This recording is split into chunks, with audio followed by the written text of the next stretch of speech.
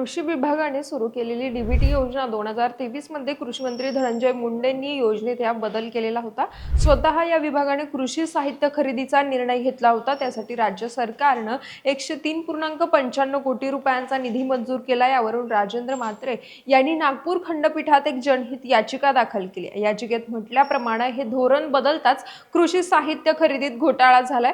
स्वस्त असलेलं साहित्य जास्त दराने खरेदी केल्याचं दाखवलं। याचिकेतील दाव्यानुसार बॅटरीवर चालणारा स्प्रे पंप खरेदीसाठी 1,500 रुपये प्रतिपंप या दराने 80.99 कोटी रुपयांचा निधी देण्याचं निश्चित केलं। परंतु शासनानं 3,03,507 पंप हे 104 कोटी रुपयांना खरेदी केले। सरकारला एक पंप हा 3,425 रुपयांना मिळाला। हाच पंप अवघ्या 2,650 रुपयांना मिळतो। सरकार एकदाच इतकी मोठी खरेदी करत असेल तर त्यांना सवलत मिळणं अपेक्षित होतं।